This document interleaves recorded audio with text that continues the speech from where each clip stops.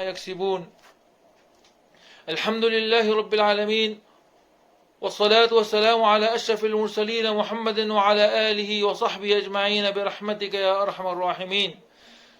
پچھلے ہفتے ہم نے جو آیت بیان کری تھی، آیت نمبر 63 سے آیت نمبر 73 تک بیان کری تھی. اب انشاءاللہ اس ہفتے آیت نمبر 74 سے آیت نمبر 82 تک تفسیر بیان کرنے کا ارادہ ہے. اللہ تعالیٰ کا ارشاد ہے: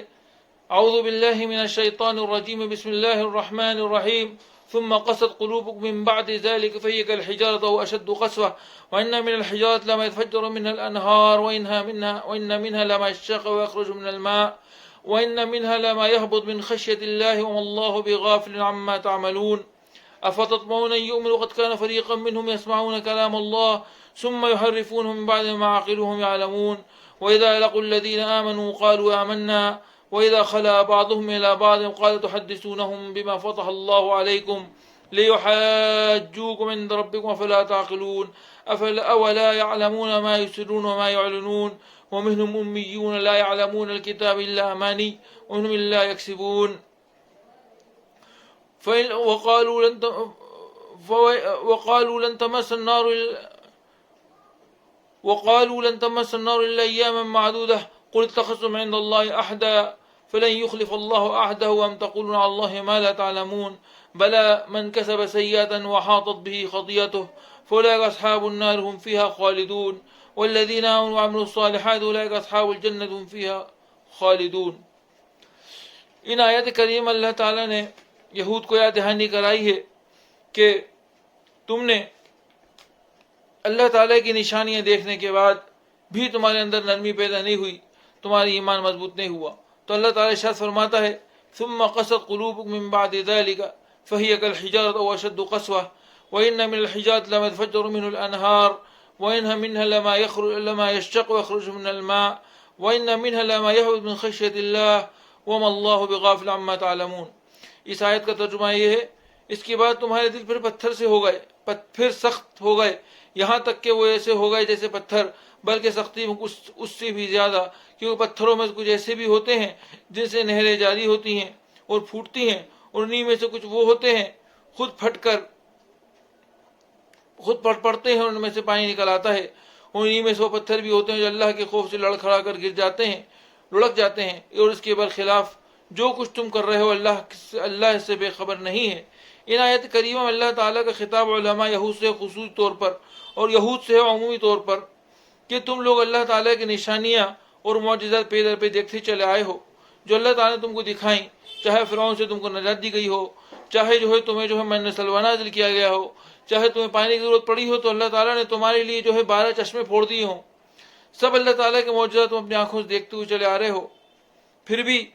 تم اللہ تعالیٰ کی نشانیوں کو نہیں مانتے،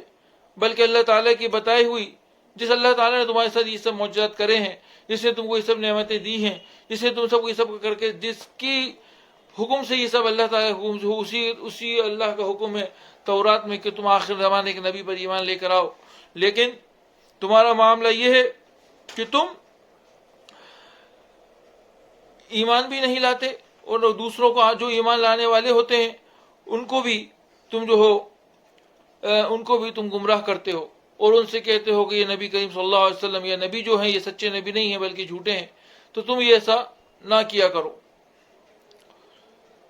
اور پھر اللہ تعالیٰ مثال دے کے فرماتا ہے کہ تمہاری مثال تو ایسی ہو گئی ہے کہ اللہ تعالیٰ کی اتنی نشانیاں دیکھی، اللہ تعالیٰ کے اتنے معجزات دیکھے، لیکن تمہارے دل پر اس کا اثر نہیں ہوا. اور خاص طور سے اس آیت کو اس لیے ذکر کیا گیا ہے ثم قست قلوبکم کہ جب وہ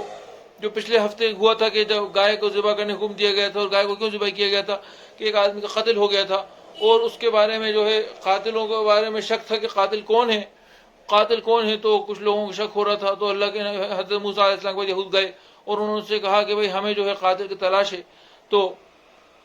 اللہ تعالیٰ نے حکم دیا کہ حضرت موسیٰ کے ذریعے کہ گائے ذبح کرو، پھر انہوں نے اس میں سوالات جوابات کرے. تو یعنی کہ جب اس مردے نے اٹھ کر بھی جب نبی حضرت موسیٰ کے سامنے بتا دیا کہ میرا قاتل یہ ہے، تو انہوں نے بھی یہود نے اس کے ساتھ انصاف، اس مظلوم کے ساتھ انصاف کرنے میں آناکانی کری، اور انہوں نے اعتراضات کرے اور اختلافات کرے، یہاں تک کہ بڑی مشکل سے اس کو سزا دی گئی. اور کہتا ہے اللہ تعالیٰ مثال ثابت کرتا ہے کہ پتھروں بھی تمہاری کنڈیشن ایسی ہوگی تم پتھر سے بھی زیادہ سخت ہو گئے، کہ پتھروں میں تو ایسی کنڈیشن بھی ہوتی ہے کہ بعض پتھروں میں ندی، جیسے تمہارے سامنے واقعہ پیش آیا تھا کہ تمہارے لیے 12 پتھروں میں ایک پتھر میں سے 12 جس میں پھوٹ گئے تھے. اسی طریقے اللہ تعالیٰ جو ہے دوسری نشانی بھی دکھا دیتا ہے، کئی پتھر پھٹ کے خود بخود پانی بہنے لگتا ہے. لیکن تمہارا حال یہ کہ اللہ تعالیٰ کی اتنی واضح نشانیاں، اتنی بڑی بڑی نشانی دیکھنے کے بعد یہ تمہارے اندر جو ہے ایمانی جذبہ پیدا نہیں ہوا. پھر اللہ تعالیٰ آگے فرما رہا ہے افتطمعون ان یؤمن لکم وقد کان فریق منهم یسمعون کلام اللہ ثم یحرفون من بعد عقلهم یعلمون. اس کے بعد اللہ تعالیٰ یہ جملہ معترضہ ہے اس آیت کریمہ. یہود قصہ چل رہا تھا لیکن بیچ میں یہاں پر ایمان والوں کو مخاطب کہا گیا ہے کہ ایمان والوں کیا تم اس بات کی لالچ رکھتے ہو کہ یہ قوم ایمان لائے گی؟ ماں اس کے ان میں سے ایک گروہ ایسا تھا جو اللہ تعالیٰ کے کلام کو سنتا ہے اور اس کے اندر تحریف کرتا ہے اور انبیاء علیہ السلام کو جھٹلاتا ہے اور انبیاء علیہ السلام سے بدسلوکیاں کرتا ہے، جیسے پیچھے اس کا ذکر گزر چکا ہے. پھر کہتے ہیں کہ یہاں پر اللہ تعالیٰ یہاں پر یہ ایسا خطاب کیوں کیا گیا؟ کیونکہ یہاں پہ جو مدینہ میں حالات تھے یہ تھے کہ مسلمانوں کے آنے سے پہلے یہود اور عرب جو ہے ساتھ مل کر رہتے تھے، اور یہودوں سے جو ہے نبی علیہ السلام قصے سنتے رہتے تھے، اور وہ ان لوگوں سے یہ بھی سنتے رہتے تھے کہ جو ہے آخری زمانہ ایک نبی آنے والا ہے جس کا زمانہ قریب، بلکہ جس کا زمانہ قریب ہو گیا ہے اور تقریباً وہ یہی زمانہ ہے. جب یہ لوگ عرب مسلمان ہو جاتے تھے، سیدھے سے عرب مسلمان ہو جاتے تھے، تو یہ لوگ چاہتے تھے کہ میرا یہ ساتھی جو یہودی ہے یہ بھی، اور ان کی دلائل خواہش ہوتی تھی کہ جو ہے یہ میرے ساتھی یہودی ہے یہ بھی اسلام میں قبول ہو جائے، صحیح راستہ اختیار کر لے، اور ایمان سے جو ہے اور ایمان سے اپنے آپ کو کامیاب، ایمان لا کر اپنی زندگی کو کامیاب کر لے کفر کے مقابلے میں. اور پھر کہتے تھے کہ لیکن یہ ہم یہودی، لیکن یہ سارے یہودیوں کا حال یہ تھا کہ وہ جو ہے نبی کریم صلی اللہ علیہ وسلم کی باقی بشارت لے کر کوئی جاتا بھی تھا ان کے پاس تو جو ہے اس کو جو ہے وہ کہتے تھے یہ سچے نبی نہیں ہیں. تو بعض دفعہ تو یہ لوگ چاہتے تھے کہ یہود چاہتے تھے کہ جو عرب جو مسلمان ہو گئے وہ بھی مرتد ہو جائیں اور حضور صلی اللہ علیہ وسلم کو جھٹلا دیں. اور پھر کیا کرتے تھے کہ پھر ان میں ایک جماعت ہے، پھر ان میں جو منافقین ہوتے تھے وہ جو ہے وہ آگے کی آیت میں تذکرہ آئے گا کہ وہ چاہتے تھے کہ جو مسلمان بھی مرتد ہو جائیں اور ان کو جو ہے صحیح راہ نہیں دکھے، بلکہ جو ہے ایمان نہیں لائیں اور بلکہ ہماری باتوں میں گھرے رہیں. لیکن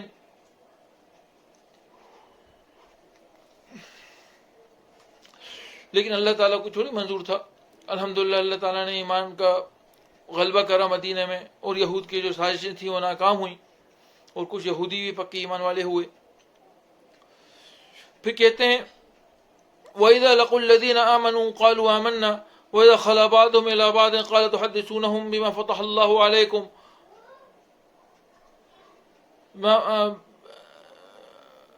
فتح اللہ علیہ حاجوکم عند ربکم فلا تعقلون. پھر کہتے ہیں جب وہ ایمان والوں سے ملتے ہیں، ترجمہ اس کا یہ ہے اس آیت کا کہ وہ لوگ جب وہ ایمان والوں سے ملتے ہیں تو کہتے ہیں کہ ہم تو ایمان لے کر آئے ہیں،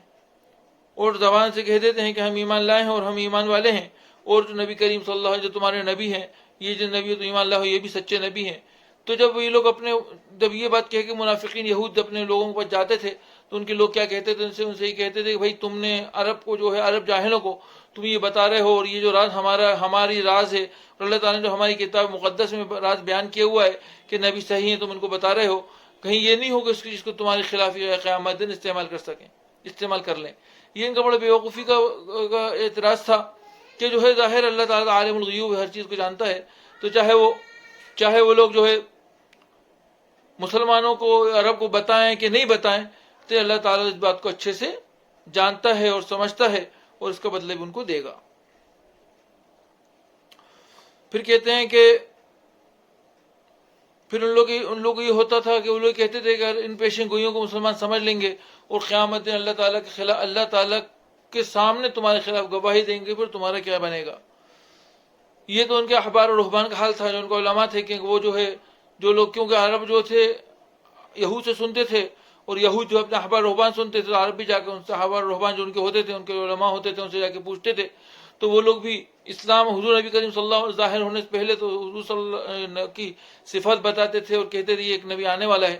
لیکن جب حضور صلی اللہ علیہ وسلم کی ظہور ہو گیا تو یہود کا حال بھی یہ ہو گیا، علماء یہود کا بھی، کہ وہ بھی جو ہے یہود تو خود منع کرتے ہی تھے، اور جب مشرکین بھی ان سے پوچھے جاتے تھے کہ آئے نبی صحیح ہے کہ نہیں ہے، تو ان کو بھی وہ گمراہ کرنے کی کوشش کرتے تھے اور کہتے تھے نبی کریم صلی اللہ علیہ وسلم سچے نبی نہیں ہے۔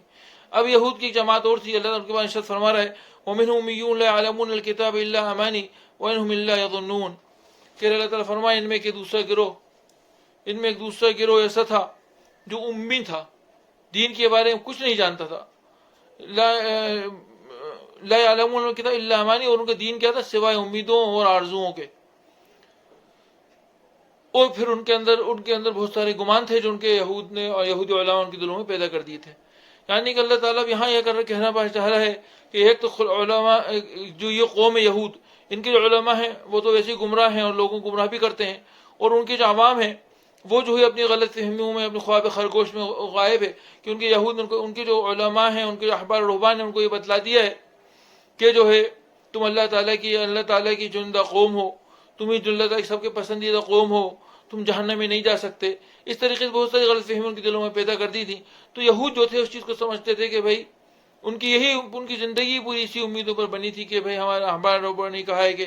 ہم لوگ تو اللہ تعالیٰ کی چنی ہوئی امت ہیں اور ہمارا ساتھ کچھ نہیں ہوگا، ہم جہنم میں نہیں جائیں گے، اور جائیں گے بھی تھوڑے دن کے لیے جائیں گے پھر واپس آ جائیں گے۔ اور پھر اللہ تعالیٰ فرماتا ہے کہ ایسی قوم جس کی ایک طبقہ تو ایسا ہے جو جان بوجھ کر بھی گمراہ کرتا ہے لوگوں کو، اور دوسرا طبقہ ایسا ہے جو گمراہ کرنے والے طبقے کی باتوں میں آ کر اپنے آپ کو بھی گمراہ کرتا ہے اور اپنی زندگی آرزوؤں میں اور تمناؤں میں گزار دیتا ہے جس کی کوئی حقیقت نہیں ہے۔ پھر اللہ تعالیٰ ارشاد فرماتا ہے آگے فَوَيْلٌ لِّلَّذِينَ يَكْتُبُونَ الْكِتَابَ بِأَيْدِيهِمْ ثُمَّ يَقُولُونَ هَٰذَا مِنْ عِندِ اللَّهِ لِيَشْتَرُوا بِهِ ثَمَنًا قَلِيلًا فَوَيْلٌ لَّهُم مِّمَّا كَتَبَتْ أَيْدِيهِمْ وَوَيْلٌ لَّهُم مِّمَّا يَكْسِبُونَ۔ تو اللہ تعالیٰ فرماتا ہے کہ ہلاکت اور تباہی ان لوگوں کے لیے جو اپنے ہاتھوں سے شرع لکھتے ہیں پھر لوگوں سے کہتے ہیں اللہ کے پاس سے آیا ہوا ہے، تاکہ اس کے معاوضے میں وہ تھوڑا سا دنیاوی فائدہ حاصل کر سکیں۔ ان کے ہاتھوں کا یہ لکھا بھی ان کے لیے تباہی کا سامان ہے، اور ان کے یہ کمائی بھی جو کما رہے ہیں اس کے ذریعے جھوٹ بول کے کمائی جو کر رہے ہیں وہ بھی ان کے لیے موجب ہلاکت و تباہی ہے۔ تو اللہ تعالیٰ یہاں یہ فرما رہے یہود علماء یہود کو مخاطب کر کے خاص طور پر فرما رہا ہے، اور ان کی یہ وہ لوگ اور فرماتا ہے کہ یہود کے علماء کی حرکتوں کے بارے میں اللہ تعالیٰ ان کی پولیں کھولتے ہوئے وہ کہتا ہے اور وہ بیان کرتا ہے کیا وہ لوگ جو کرتے ہیں یہود کے علماء۔ یہاں پر اللہ تعالیٰ یہود کی وہ حرکتیں، یہود کے علماء کی حرکتیں بتا رہے جو وہ لوگ یہ کیا کرتے تھے کہ وہ لوگ کلام الہی کے معنی میں اپنی خواہشات تبدیلیاں کیا کرتے تھے، اور کیا کرتے تھے اپنی تفسیروں میں اپنی قومی تاریخیں، اپنے اوہام اور قیاسات اور اپنے خیالی فلسفوں کو اور اپنے اجتہاد کے وضع کیے ہوئے احکام و قوانین کو کلام الہی کے ساتھ خلط مل کر دیا کرتے تھے، اور ان تمام چیزوں پر لوگوں کے سامنے ان تمام چیزوں کو لوگوں سے حیثیت سے پیش کیا کرتے تھے یہ سب اللہ کی طرف نازل کی ہوئی شریعت مساوی ہے۔ ہر تاریخی روایت، ہر مفسر تعویل، ہر متکلم کے الہی عقیدہ، ہر فقیہ قانون اجتہاد جس کا مجموعہ کتاب المقدس ہے، جس کو لوگ جو ہے ہولی بائبل کہتے ہیں یا جو اولڈ ٹیسٹمنٹ نیو ٹیسٹمنٹ کہتے ہیں، اس ہر چیز کو جو بھی ان کے ساتھ واقعات پیش آتے تھے، تاریخی واقعات ہوں، احادیثی واقعات ہوں، ان کے بنائے ہوئے احکام ہوں، تبدیلیاں ہوں، یہ سب کیا کرتے تھے، یہ سب اللہ کی کتاب میں داخل کیا کر دیتے تھے اور کہتے تھے یہ سب اللہ تعالیٰ کی نازل کردہ شریعت ہے جو شریعت موسوی ہے، اور پھر کہتے تھے اس پر ایمان لانا فرض ہے۔ اور اس کے حوالے دے کر یہود اپنے عوام کو اس کتاب کا حوالہ دے کر اس کے اندر تبدیلیاں جو کری تھیں، اس کے اندر جو احکام استعمال کرے تھے، جھوٹی باتیں کری تھیں، اس کا حوالہ دے کر یہودی علماء اپنے عوام کو گمراہ کیا کرتے تھے کہ بھائی یہی صحیح شریعت ہے، یہی صحیح اللہ کا حکم ہے، یہی شریعت مساوی۔ اور وہ لوگ بیچارے جو ان پڑھ تھے ان کو پڑھنے کا موقع بھی نہیں دیا جاتا تھا، وہ صرف اپنے احبار اور رہبان کی باتوں کو مانتے تھے اور ان کے عقیدوں کو فالو کرتے تھے، اور جو چیز وہ کہہ دیتے تھے وہ جو پتھر کی لکیر ہوتی تھی، اور جو ہے ان کی من گھڑت باتوں کو وہ صحیح مانتے تھے۔ تو اللہ تعالیٰ فرما رہا ہے کہ انہوں نے یہ جو من گھڑت باتیں کری ہیں، یہ جو اللہ کے دین میں تبدیلی کری ہے، یہ جو رد و بدل کرا ہے، یہ انہوں نے کیا ہے تھوڑے سے دنیاوی فائدے کے لیے آخرت کا سودا کرا ہے، تھوڑے سے دنیاوی فائدے کے لیے آخرت کا سودا کرا ہے، جو ان کی ہلاکت کا باعث ہوگا۔ جس کے اندر جو ان کو بھی ہلاک کر دے گا اور ان کی پیدا کردہ شریعت کو بھی ہلاک کر دے گا، اور ان سب کا ٹھکانہ جہنم ہوگا، یعنی کہ ختم ہو جائیں گے۔ پھر آگے ارشاد فرماتے ہیں، جیسے اوپر ذکر آیا تھا کہ جو عوام الناس تھی یہودیوں کی، وہ جو خواب خرگوش میں جی رہی تھی، وہ سمجھتی تھی کہ ہم اللہ تعالیٰ کی چنی ہوئی قوم ہیں، اور ہم جو ہیں جہنم میں نہیں جا سکتے، ہمارے اوپر جو ہماری شفاعت ہمارے اندر انبیاء علیہ السلام آئے، ہماری شفاعت وہ انبیاء علیہ السلام کر دیں گے۔ اور دوسری بات یہ کہتے تھے کہ ہم جہنم میں تو جائیں گے نہیں، اور اگر جائیں گے بھی تھوڑے سے دن میں لوٹ کر جہنم سے واپس آ جائیں گے، پھر ہمارا ٹھکانہ جنت ہے۔ تو یہ لوگ کیا کرتے، شریعت کو مانتے نہیں تھے۔ یہ کہ ان لوگوں کا جو عقیدہ تھا، جو گمان تھا، وہ یہ تھا کہ یہود ہونے کی وجہ سے یا بنی اسرائیل ہونے کی وجہ سے، یہود ہونے کی وجہ سے، بنی اسرائیل ہونے کی وجہ سے ان کو جہنم کی آگ نہیں چھو سکتی۔ وہ جہنم سے اگر جائیں گے بھی، مطلب جہنم کی آگ چھو تو سکتی لیکن ہمیشہ جہنم میں داخل نہیں ہو سکتے، جیسے کہ دوسرے قوموں کے بارے میں ان کا عقیدہ ہے۔ تو یہ ان کی غلط فہمی تھی، اس کے آگے اس کی تردید اللہ تعالیٰ فرمائے گا۔ تو ان کی غلط فہمی تھی کہ وہ سوچتے تھے کہ ہم جو اللہ تعالیٰ کی چنی ہوئی قوم ہے، چندہ قوم ہے، تو ہم یہودی ہونے کی وجہ سے، یہود یا بنی اسرائیل ہونے کی وجہ سے، یہود یا بنی اسرائیل ہونے کی وجہ سے ہمارا ٹھکانہ جہنم نہیں ہو سکتا ہمیشہ ہمیشہ کا۔ ہم بھی جہنم میں جائیں گے بھی تو ہم تھوڑے سے دن کے لیے جائیں گے، 40 دن کے لیے جائیں گے، جسے کہا جاتا ہے، بعض روایات ابن کثیر وغیرہ نے لکھا ہے کہ وہ کہتے تھے ہم 40 دن کی جہنم میں جائیں گے، وہ 40 دن جو ہم نے بچڑے کی پوجا کری تھی اور سامری کے بہکاوے میں آ کر، بس وہی 40 دن ہم شرک کرائے، اسی وجہ ہم جہنم میں جائیں گے۔ اس کے علاوہ ہم جنتی ہی، اور ہم جنت میں رہیں گے، اور تمام قومیں ہماری غلام ہیں۔ یہ ان کی غلط فہمی تھی۔ تو اللہ تعالیٰ ان کی غلط فہمی کو آگے کی آیتوں سے دور کر رہا ہے۔ اللہ تعالیٰ ارشاد فرما رہا ہے، بلا من کسب سیئۃ وحاطت به خطیئۃ اولئک اصحاب النار هم فیہا خالدون، کہ وہ شخص جو اپنی برائی کو کمائے گا، برائی کا غلطی کو کمائے گا، وحاطت به خطیئۃ، اس کی برائی کو گھیر لے گی، اولئک اصحاب النار هم فیہا خالدون، تو ان کا ٹھکانہ کیا ہے؟ جہنم ہے، اور اس میں ہمیشہ ہمیشہ رہیں گے۔ تو اللہ تعالیٰ یہاں یہ فرما رہا ہے کہ بھائی جس غلط فہمی کا تم شکار ہو، کیا غلط فہمی تھی؟ وہ غلط فہمی یہ تھی کہ یہود کہتے تھے کہ ہم اللہ تعالیٰ کی چنندہ قوم ہیں، ہم اللہ تعالیٰ کی چنندہ قوم ہیں، ہمارے ساتھ جہنم کا سلوک، ہم کو جہنم میں ہمیشہ ہمیشہ نہیں داخل کیا جا سکتا، ہم اللہ تعالیٰ کے چنندہ بندے ہیں، ہمارے ساتھ اللہ تعالیٰ اچھا سلوک کرے گا، اللہ تعالیٰ ہم کو جنت میں داخل کرے گا، اور اگر ہم سے غلطی ہوئی ہوگی تو ہم جتنے انبیاء علیہ السلام آئے سب بنی اسرائیل میں آئے ہیں، تو انبیاء علیہ السلام ہماری شفاعت کر دیں گے، ان کی شفاعت کی بدولت ہم جہنم سے نجات پا جائیں گے۔ یا وہ کہتے تھے کہ ہم صرف اگر جلیں گے بھی تو بہت زیادہ جو جلیں گے تو ہم صرف 40 دن جلیں گے۔ کیوں کہ 40 دن بھی کیوں کہتے تھے؟ اس لیے کہتے 40 دن جو ہم نے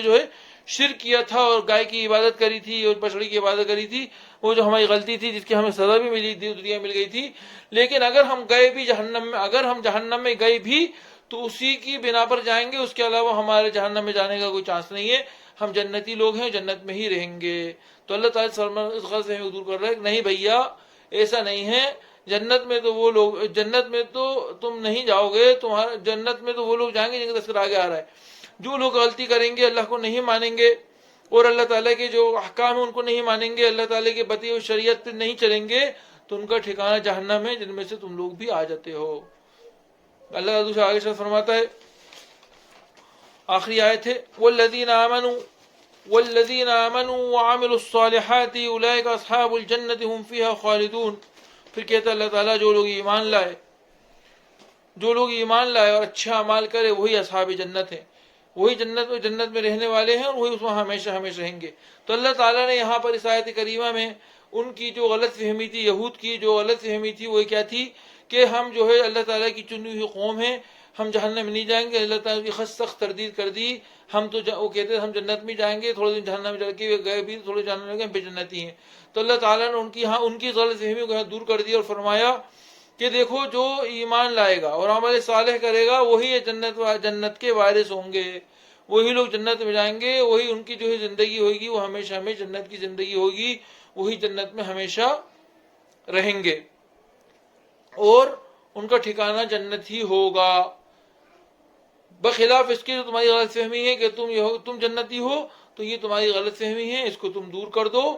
کیونکہ اگر تم ایمان لائے اور عمل صالح کیا تو جنت میں جاؤ گے، اور ایمان نہیں لائے، عمل صالح نہیں کیا تو جنت تمہارا ٹھکانہ نہیں ہوگا، کہ جنت میں جانا اور جہنم میں جانا نسب اور گروہ اور خاندان کی بنا پر نہیں بلکہ اعمال کی بنا پر ہے، اور اچھے اعمال ہیں تو جنت میں جاؤ گے، برے اعمال ہیں تو جہنم میں جاؤ گے۔ تو یہاں اللہ تعالیٰ نے ایک بات یہی بتائی، یہود کو مد نظر رکھتے ہوئے اللہ تعالیٰ نے امت اسلامی کو یہ بتا دی کہ ہم کہتے ہیں کہ ہمارے بزرگ ہماری شفاعت کر دیں گے، اور ہم قبروں پہ عبادت کرنے جاتے ہیں، وہ قبروں پہ چادریں چڑھاتے ہیں کہ یہ بزرگ ہماری حفاظت کر لیں گے اور ہماری شفاعت کر دیں گے، ان کی شفاعت کے بدلے ہم جنت میں چلے جائیں گے، اور یہ اور وہ سب غلط فہمی ہے مسلمانوں میں پائی جا رہی ہیں جو یہود میں پائی جاتی تھیں۔ تو اللہ تعالیٰ یہاں مسلمانوں کو اس بات سے آگاہ کر رہا ہے، دیکھو جہنم کا ایندھن تو وہ لوگ بنیں گے جو نے اعمال نہیں کرے، صوفی و بزرگ کچھ نہیں کر سکتے تمہارا، اگر تمہارے اعمال نہیں ہیں تو تمہارا ٹھکانہ جہنم ہے۔ اور پھر اللہ تعالیٰ فرما رہا ہے اگر تمہیں جنت میں جانا ہے تو تمہارے اعمال صالح ہونے چاہیے، تمہارے جو ہے اخلاق، تمہارا اعمال صالح، تمہارے اعمال صالح کے لیے تمہارے ضروری ہے کہ تمہارا عقیدہ بھی صحیح ہونا چاہیے۔ اگر تمہارا عقیدہ صحیح نہیں ہوگا، اعمال صالح کتنے بھی کرو گے، کلمہ اگر تمہارا صحیح نہیں ہے، اعمال صالح کتنے بھی کرو گے تو اعمال صالح کا بدلہ اگر ہوا تو دنیا میں دے دیا جائے گا اور تمہارا ٹھکانہ جہنم ہو جائے گا۔ لیکن اگر اللہ تعالیٰ کے یہاں جا کر اجر و ثواب حاصل کرنا ہے اور جنت حاصل کرنی ہے تو اس کے لیے اعمال صالحہ کرنا پڑیں گے، اور اعمال صالحہ کے ساتھ شرط یہ ہے کہ تمہارا ایمان مضبوط ہو، ایمان کامل ہو اور ایمان صحیح ہو، اور اگر اس میں کوئی بھی کمی رہے گی، اگر ایمان کے درجہ ایمان نہیں ہوگا اور کتنے بھی اچھا عمل کر لو، کتنے بھی صدقہ خیرات کر دو، کتنے بھی غریبوں کی مدد کر دو، تو تمہارا کچھ کلیان ہونے والا نہیں ہے۔ ایمان کے ساتھ ساتھ عمل صالح جنت میں جانے کی شرط یہ ہے کہ انسان کا عمل صالح ہونا چاہیے۔ وآخر دعوانا الحمدللہ رب العالمین۔ 27 ذی الحجہ 1442 ہجری۔